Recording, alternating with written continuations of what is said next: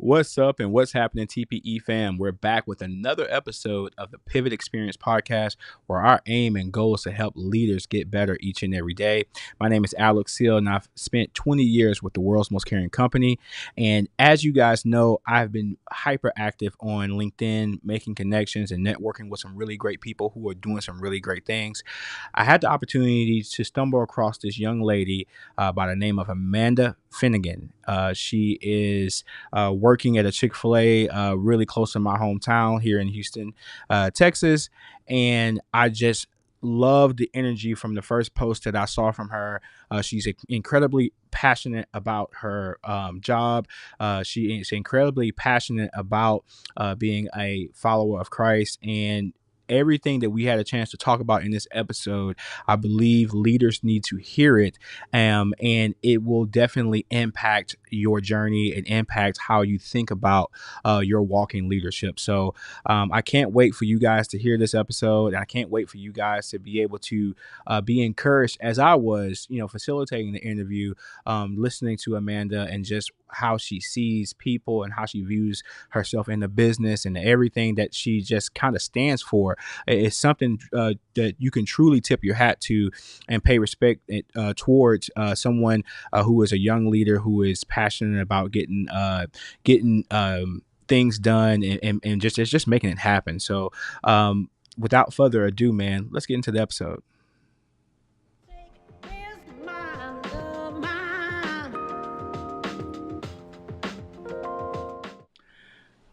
What's up and what's happening, TPE family? We're back with another episode of the Pivot Experience podcast, where our aim and goal is to help leaders get better each and every day. My name is Alex Seal, and I've spent 20 plus years with the world's most caring company, and I enjoy engaging with other leaders who I feel like will bring value and just perspective to our audience. Now, on today's show, we have another special guest.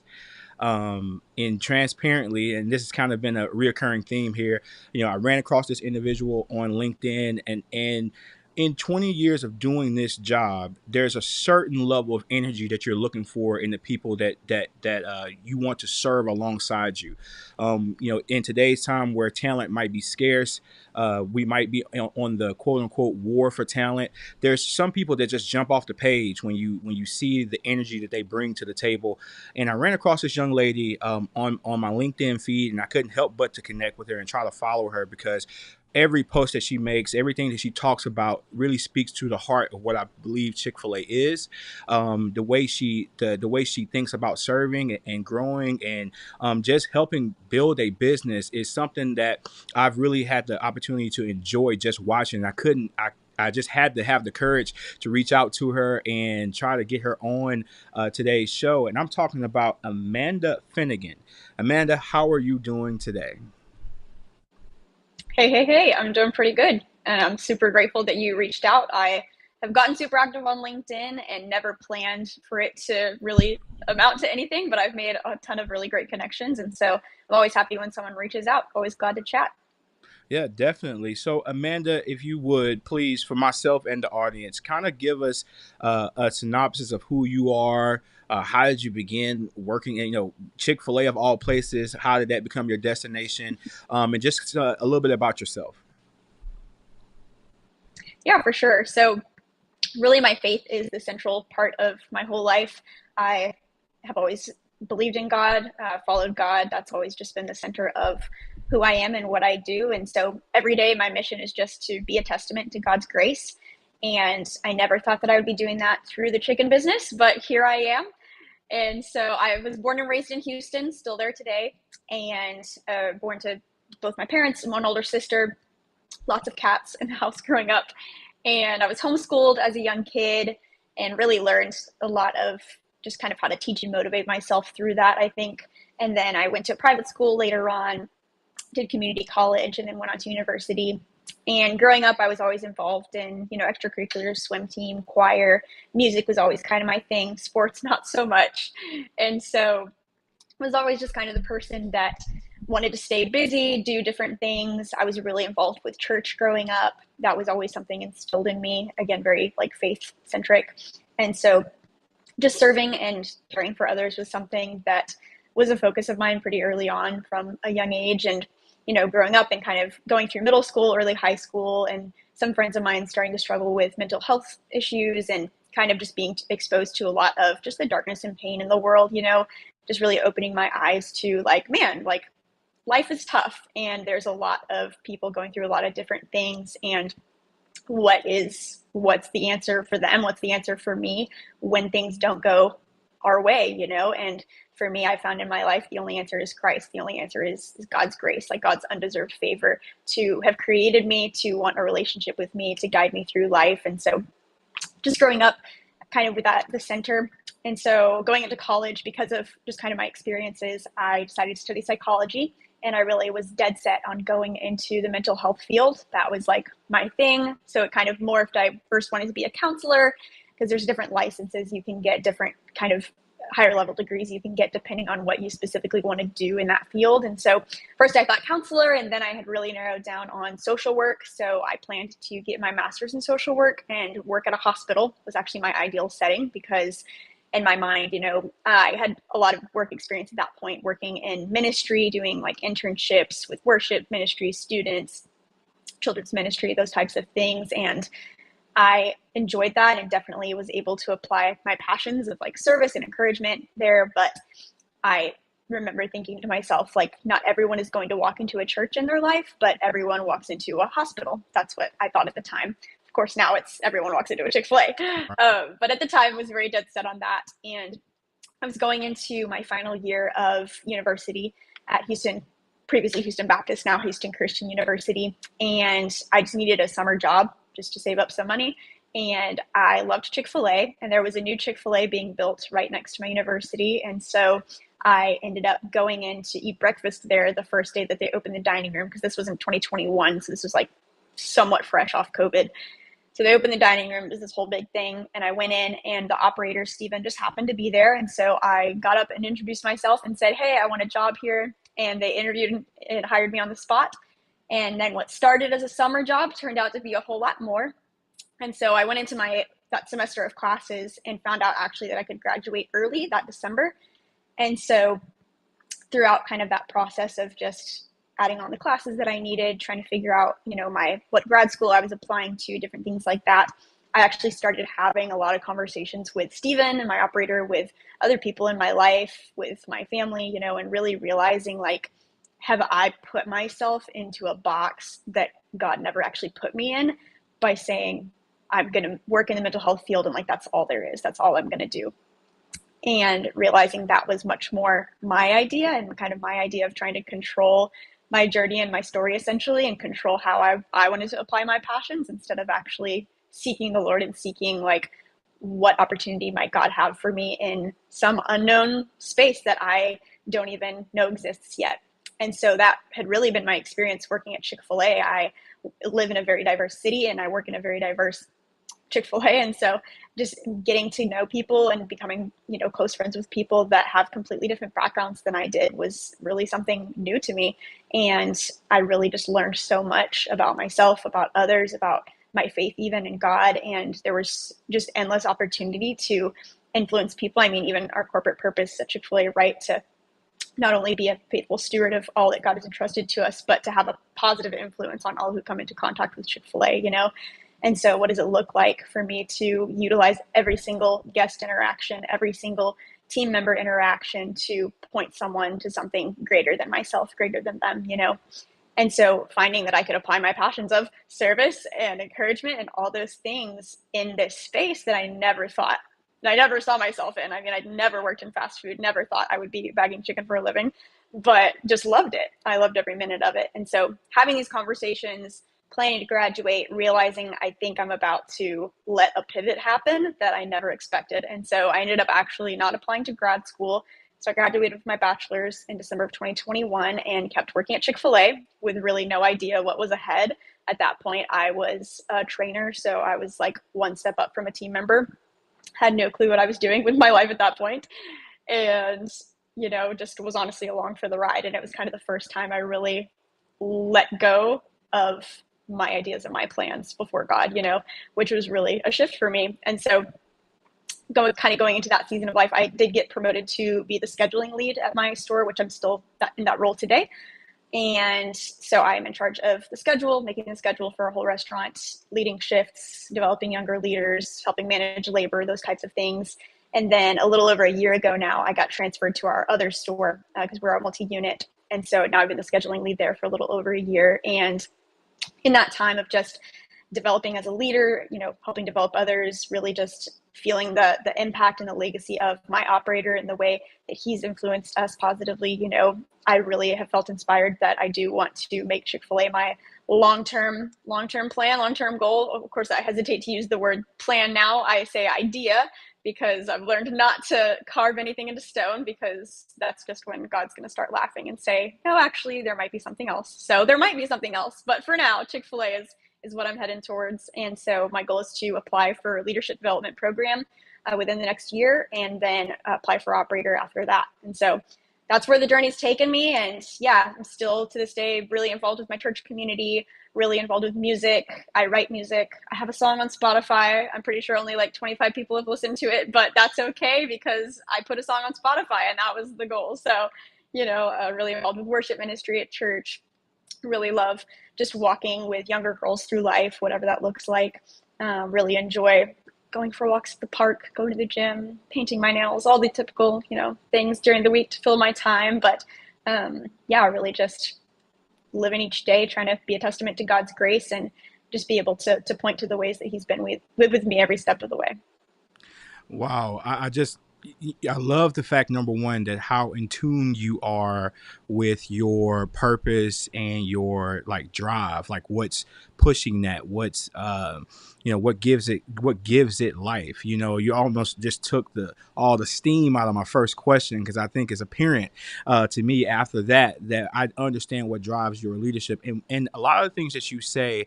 Now, I don't know how familiar you are with Dan Cathy. I think you had to have been here long enough. It sounds like to me you've been here long enough to be under his leadership from a corporate standpoint. And there's something that he said a long time ago. I remember when Chick-fil-A was second mile service has always been a thing. But when the operators go to Next, or what was formerly called Seminar, they would have the keynotes, and Dan would always give a keynote. And I never forget it. He had a waiter's towel on his forearm, to illustrate this idea of service. And and everything you said kind of brings me back to when he was talking about when we perform at an excellent level on the first and second mile. That's just the hook to get people to come to our establishment and do business with us, so we can really minister into their lives through being great people, by being good people. I mean, I think that's that message really sticks with me now. I know there's a lot of conversation around, there's tons of numbers and metrics that measure our performance as a business, and from Chick-fil-A to Chick-fil-A, there's this internal competitive spirit that we all have to be number one and to do all these things, and I love that, but I love really the foundation and the real meaning as to why we want to be so excellent. Sure, we're not a nonprofit business, and so we want to generate income for our operators, ourselves, the support center, Chick-fil-A in general. But the big thing is that we want to let our light shine so bright that when you do come in contact with us, you might have thought you was coming for a meal, but you were actually coming for an experience that goes beyond that. And you really very, very eloquently put things that I talk to our team members about when they talk about the things that they want to do, their plans, right? Quote unquote plans that they think that they have. And I say, a lot of those things that you think about that you want to do can be done from this building with these people, the team that you serve. If you just turn the angle, it's not about so much the what, it's more about your why, and everything that you just said there really just drives home this idea of like, hey, if I've got a big heart for people, I care about developing folks, I understand the grace that I'm afforded it, and I want to return that back to other people. And Chick-fil-A is just the right place to do it. And I don't know why Chick-fil-A just attracts music majors. I've been working with a bunch of music majors over the course of my tenure. That a lot of them have gone on to be band directors, choir directors, and music teachers. But it's really just refreshing to hear you stand in that idea of, hey, I understand my passion beyond the framework in which I thought I was going to do it. I understand my why can be facilitated no matter where I am. So that was powerful. It was potent. And thank you for sharing and being so candid and transparent with us today. Because that was, I think, whenever this episode releases, a lot of people need to hear your perspective, because I think it's important for people to realize that, there's more than one way to skin a cat, and just what you thought was the medium that you was going to get your passion through, you never know what form that will come in. So that was awesome. Now I want to ask you, because I would imagine this question here, I'm curious to know what your answer is. How would your team describe you? I mean, just in the 10 minutes that we've been here, and the idle post that I see on your timeline, I can't imagine working with you 40 plus hours a week. So, what is the perspective people have of you, and then how do you maintain that, or like your brand as a leader? Yeah, for sure. I think it's always a tough question, especially because I tend to be very like introspective and try to have and maintain good self-awareness. So I'm constantly evaluating myself essentially, and so it's easy to take that view that we have of ourselves and project it onto other people, whether it's good or bad, positive or negative, and assume that someone views us a certain way when they don't. So it can be hard to like discern the difference. But I would imagine, and I think it would be fair to say my team would describe me as someone who definitely has room to grow, and particularly in terms of just my composure, kind of the energy that I put off specifically when I'm stressed. Because as you could probably tell, I'm a pretty expressive person, and my face says things before I say them. And so that can be good when I'm in a great mood, and it can be really terrible when I'm not. Or if I'm even dealing with a difficult conversation with someone, and my face is saying something different than my mouth is, that can get me into trouble for sure. So definitely room to grow in those areas. But I think they would also say that I'm very passionate, that I am very hardworking, and that I care a lot, because I really do. Awesome. And that level of self-awareness is key as you continue to grow and develop, and we all have room to grow, right? None of us are perfect, and leadership is a never-ending journey, but you being aware of those things, I think, speaks volumes about your character. And I'm sure if your team has a chance to listen to this, that they probably appreciate you just owning that. And so I love the fact that you were willing to do that. Appreciate your honesty there. You say that you're the scheduling lead, and you are responsible for schedule, and you're also responsible for helping lead and develop other people. What are you working on right now in your restaurant? Either something new or something that's been ongoing that you were plugged into. What are you doing right now to help people grow in your restaurant? Yeah, for sure. I very much have learned, you know, probably the hard way, that it all starts with self leadership. Like, I can't lead anybody else to be healthier, be the best version of themselves, if I'm not a healthy best version of myself, right? And so how I'm leading others is ultimately going to simply reflect how I'm leading myself. And so I have to always make sure that I'm maintaining healthy habits, staying true to my values, staying true to what's most important to me, what I know that I need to be filled up, because I can't give anything that I don't have. I can't give out of surplus if I haven't filled my own cup first. And so that's just always an essential and ongoing work, I think, that I'm doing, is seeking to lead myself well, and accept ultimately God's leadership well. And then in terms of, towards others, after that, as the outflow of that, I tend to give more weight to just the day-to-day conversations, because I've learned that while I want influencing people to be this like big magical button that I just like press and like boom, it's done, I influenced you, it's really just a matter of, I mean, it's the Chick-fil-A slogan, even, it's the little things, right? It's the same with leadership and development and influencing people, right? It's the little things, it's those daily, emotional deposits, that I would call them.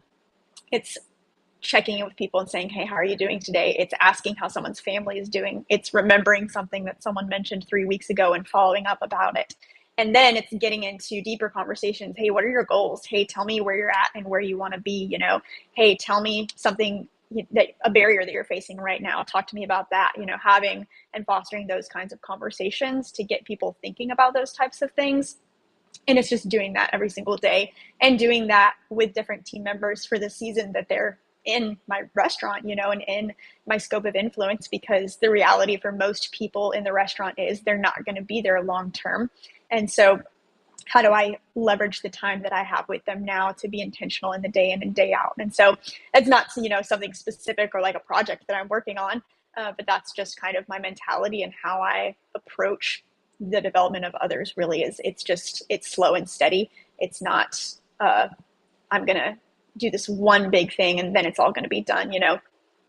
And that being said, I am planning one big thing, but that is actually a recent idea that I had that I really just feel that we need, we being kind of the leadership team in my store, really just needs a time of encouragement and just kind of realignment with our vision, and not just the vision of our restaurant, but our personal visions, because I think that's something that I know wasn't on my radar until pretty recently in my life. What's my mission? What's my why, as we would say in Chick-fil-A lingo, but my personal why. Why am I here? Why am I part of this team? Why am I giving my best today?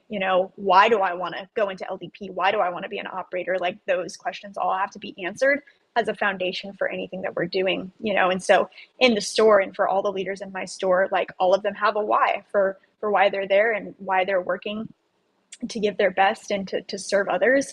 And so I really want to create an event and just kind of a time for us to have a conversation and really just delve into all of those things and really get a good grasp on our own why and then each other's why, and my my organizational vision is to make this about more than just chicken. It's very simple. I really appreciate my operator that he made it simple, and he made it something that we can all relate to and kind of make our own, but making it more than just chicken, and so I really hope to have this time with the leaders where we can kind of realign and just learn more about each other and kind of better connect with why we're really here and what we're really trying to accomplish. I love all of that. I want to kind of rewind a little bit, and something that you said at the top of this portion of the show, where you talked about personal leadership, and you mentioned that you have to be in alignment first before you can try to get others in alignment, right?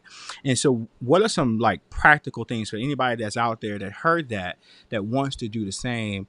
What are some practical things, like, what podcasts are you listening to? Are you reading leadership books? Like, what specifically, if you don't mind sharing, what are you doing to continue to keep your personal edge? That I always say, keep the personal blade sharp, right? Like, how do I, you use a knife and you use it for so long, the blade gets dull until you got to sharpen it. So what are those things that you're specifically doing to keep your blade sharp? Mm-hmm. Yeah, it's a great question. And I think, honestly, it's different for every person. And what I've really learned to embrace and what's helped me the most is realizing that it's different for me every single month, week, sometimes day. And it's really about knowing myself and not like shaming myself into thinking that it has to be one certain way or the other. And for me, I kind of just have a running list of, there's my non-negotiables, like things that for sure I'm going to do this. So for example, for me, that's going to church. Like, every Sunday I'm going to be in church, every, day that I'm scheduled to work, I'm going to go to work. That's a non-negotiable. I'm going to make sure I get at least 5 hours of sleep. That's my non-negotiable, and so the non-negotiables, but then kind of the longer running list of just, these are my healthy habits that I'm kind of going to rotate through, and I'm not going to beat myself up if I don't stick to them, but I'm always going to pick 2 or 3 that I'm going to do every day. So some of those things include like writing a gratitude list, something super simple, but literally I just sit down, I just write everything I can think of that I'm grateful for. It takes 5 minutes and it totally changes my perspective. One of those things is going to the gym, and that's something that's a big, people can use it to beat themselves up or say that it has to be this way. It has to be 5 days a week or nothing. And that used to be me for a season, but then I was not in that season anymore. And so now I go to the gym 2 or 3 times a week. And that's what helps me the most, making sure that I am spending intentional time in scripture, reading the Bible, spending time praying, not just for myself, but for other specific people in my life, for specific things for them. And so that's something that I always incorporate into my day. Just the little habits like This is actually something that I picked up from the example that my operator sets, where I have seen him do this, and I know that this is a practice he does, where he will get to the restaurant and he'll pray in his car before he walks into the restaurant. And so I actually started doing that. I started just like stopping and praying in my car before I walk into work, and it totally changes your perspective, you know. And then now I started doing it when I arrive anywhere else, just like if I'm driving somewhere, you know, whether it's the grocery store, coffee with a friend, or whatever, like I just stop in my car, pray for the conversation, and, you know, head in. It's not like I'm sitting there for an hour or anything crazy, but just that act of like surrendering that conversation or situation or work day to God really changes things, you know. So those little habits for sure. Books, yeah, I am not on track for sure at all with my reading goal for this year, but slowly but surely I'm working my way through a list of some leadership books and also just some like theology books now and then, things like that. I just finished reading one that I would definitely highly recommend. It's called Purposeful by Kelly Needham. And it's basically just about, you know, how our purpose is not a verb, it's a noun. Like our purpose is Christ, to know and love and be loved by, you know, Jesus. And that's our purpose. And if we try to make it something else, it's not going to work out, you know. So just finished reading that book. Podcasts, yes. Secret Sauce podcast. I was actually a guest on it. Super honored. But love Secret Sauce. Love all the guests on that. Winning Mindset Mastery, I think is what the title of the podcast is, but it's April Sprint's podcast, and it's just like 5 or 10 minute snippets about mindset. That's been super helpful for me. Yeah, just lots of things like that. LinkedIn, networking is actually something that I consider to be a healthy habit in some sort of sense, you know, where just connecting with people outside of my bubble has really given me a lot of perspective, and I've learned a lot and picked up a lot. I have a Google Doc that's titled Nuggets, because something my operator always says, you know, is, you know, in every conversation, every book, every podcast, every piece of material that you encounter, there's something that you can take away from it, and it might be one nugget, it might be a 5 count, an 8 count, it might be a whole tray of nuggets. You never know, but there's always a nugget, you know. So I have this Google Doc titled Nuggets, and every like little piece of something that I take away that sticks with me from anything, I put into that document, whether it's a photo or a quote. And so I have a kind of running list of all those things. But those are just some examples. And like I said, it's not like I stick to them 24/7 all the time. It's not like every day I go to the gym and read the Bible and do gratitude list and pray for an hour and get coffee with a friend and get 18 hours of sleep. Like, obviously none of that is all possible at the same time. So I kind of just, you know, pick your battles. That's what it really is. Pick your battles when it comes to healthy habits. I love how you embrace the idea of being agile or having the agility in what you're doing. You know, a lot of people will get fixed on this, on their goals, and when they don't do it, they get discouraged, and then that discouragement leads them to just not trying at all. Like you said, like if it's not 5 days at the gym, it's nothing. You know, it's you have to, and I like how aligned your conversation is, because what you're describing currently, you know, circles back to what you said at the top of the show when you're saying about grace. Like you're affording yourself grace. Like, hey, I know I have a running list of what I feel like is it will be profitable for me as I develop myself as a leader, but you're giving yourself the opportunity to say, you know what, I might miss the mark today, and that's okay. You know, I gave what God allowed me to give today, and you have to you have to learn to be okay with that. And so that was very well put. I appreciate, again, your candor is greatly appreciated by myself and the audience. And I am a fan of the Secret Sauce podcast as well. I have recently had the opportunity to have Josh on my show here, and I was able to be a guest on his show. Hadn't released yet, but I'm looking forward to that conversation, and I had a great conversation with him as well. But no, you said a lot of great things. That gratitude list, I believe, is something that people, particularly younger people, should just get in the habit of doing. You know, in this fast-paced world where social media has our attention spans going from one thing to another thing to another thing, you know, you really don't have the opportunity to take a step back and reflect on the things that you should be thankful for. You know, the blessings that you have. And so I think that's something definitely a young leader should incorporate into what they do. And I love the fact that you keep a running list, a Google Doc, or for anybody out there listening, it might not have to be a Google Doc. It can be just a note in the Notes app on your iPhone, or whatever your note taking mechanism is. Start accumulating those lists of things that gave you perspective. I'm a little older, so we used to have notebooks back in the day, and I often leaf through those to see where what were we thinking, what was going on, what was impacting me 5 years ago, 6 years ago, just to get refocused and recentered on what our objectives are and how do we live out the vision that we're doing. But so I love all of the help that you just helped a lot of people with their own fears of, if they're not doing it and they're not rigid and they're not disciplined.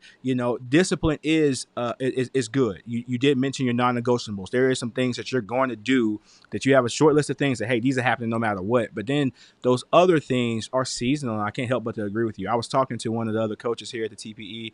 Her name is Giovanna. She's in Baytown, actually. You might know Giovanna. She's at the two Baytown stores, John Martin and Garth. I might be being too specific here, but whatever. Anyway, she talks about just the season that you're in calls for different things. And so I definitely would agree with that. Like, in the wintertime we might eat more chili and soup, and in summertime we're doing fresh fruits. So as our actual palates change from season to season, so do the things that feeds us, feeds our mindsets, feeds our spirits. And so I appreciate you articulating that in the way that you did. It definitely encouraged me for sure. And because you feel like you fall short as a leader when you're not doing all of those things. You feel like at the end of the day, when you challenge yourself to try to chase a certain level of discipline, you miss the mark, it does give you some sense of disappointment. But just knowing that, hey, you have, if it's in the cards for you, if God says so, you have another day to try again. So that's incredible. And so you've already answered this question a little bit, but I think I would like to, from a big picture perspective, look at this item. I understand you're going through LDP, in which we have a guy right now that he's going through LDP in our restaurant. He's on his second interview. So we'll love to connect you guys, off away from here, just in terms of, because I love your energy and I think you guys could add value to each other. But what does the next 5 to 10 years look like for you? Obviously hoping within a year to apply for LDP. At that 5 year mark or so, you should be, grand opening your first restaurant. 10 years from now, maybe multi-unit operator. But outside of the actual work as an operator, what are you looking to achieve through that medium? I mean, you're achieving so much now as the schedule lead. As your territory begins to expand as an operator, what does that look like for you in terms of impact and influence? Yeah, for sure. I think that's something that definitely, when it comes to my mind, is scary to think about, because again, it kind of goes back to, I feel like I have to fit into a certain box, or I have to say, like, oh, this is the type of impact I want to have on the community. Like, I'm passionate about this kind of service work. And I don't really have an answer fully formed yet for that. That's kind of still what I'm discovering about myself, about my values. There's so many problems in the world. There's so many struggles and different types of struggles people can have, and I think I've learned that it's more so just being available, being available to support in the ways that people need it, and not just saying, like, well, if you need this type of support, then I can give it, and if not, then sorry, but just being available, being humble to be able to meet people where they're at, but one of the things that inspires me to want to be an operator is just seeing the avenues of influence that Stephen has had in my life, being able to sit down at a table and have a conversation that maybe one of us thought was going to go one direction and it went a different direction, but being able to really just walk through life with the way that he walks through life with us, with his leaders, and the way that I hope to continue walking through life with leaders younger than me. I think just showing up in that space, showing up as a business person, just in and of itself can have such a huge influence on someone. And so, my goal and my hope is to have that influence on young people in a way that points them to Christ and that points them to something greater. And I really just value those individual relationships and those team relationships, and I think for people like me that didn't expect to end up at a Chick-fil-A, I hope to be the person one day that doesn't convince them that Chick-fil-A is the best and it's the only way to go for their career, you know, but I hope to be the person that influences them to say, like, Christ is the best and Christ is the one that is going to get you, you know, through into whatever your next destination is, you know, and that he is really the center and the purpose of everything. And so that's my kind of my more foundational goal, you know, but in terms of practically the impact that I want to have, I am definitely really passionate about just language and just multicultural, you know, aspects of community. The majority of my restaurant, about 90 people, and probably 85 of them are bilingual and Hispanic. And so I know Spanish more or less is what I say. I will never, well, not never, never say never. I'm working towards it. But right now I will not claim fluency. But I can, you know, hold conversations and everything. But that is something that I've always loved, is just connecting with people through other cultures, you know, and really just understanding people's, you know, hearts, understanding what they are wanting for themselves, and being able to just work with them to work towards that and work towards their goals wherever they come from, wherever they're wanting to go, you know. And so really just that's why honestly I hope to stay in Houston and see myself, you know, becoming an operator in the Houston marketplace, just because of the diversity and the opportunities that are there. Like, you don't have to travel to go to 15 different nations. You know, you just come to Houston and here they are, right?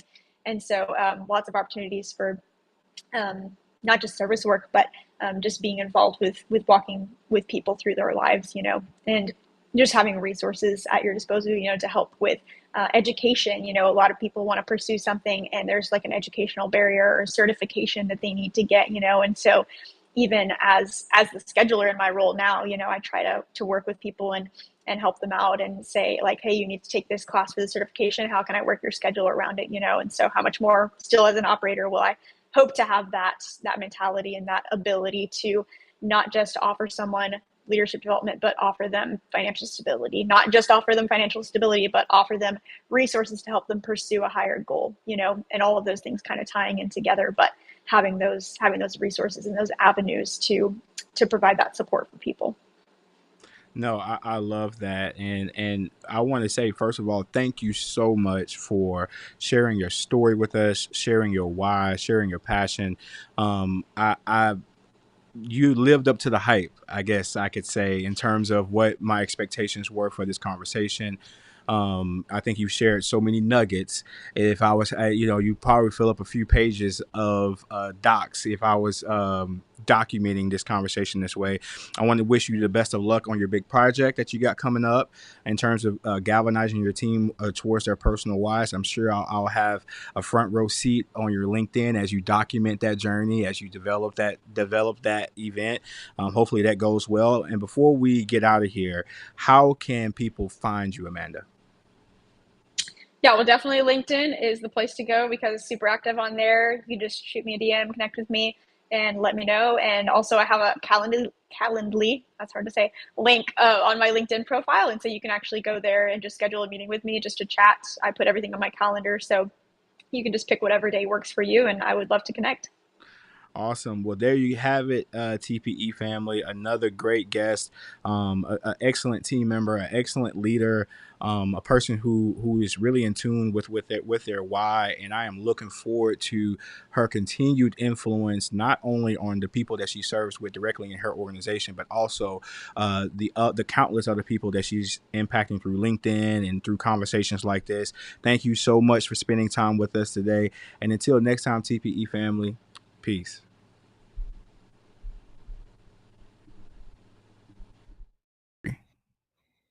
Tap into the Pivot Experience, where we help young, hungry entrepreneurs move on to the next step.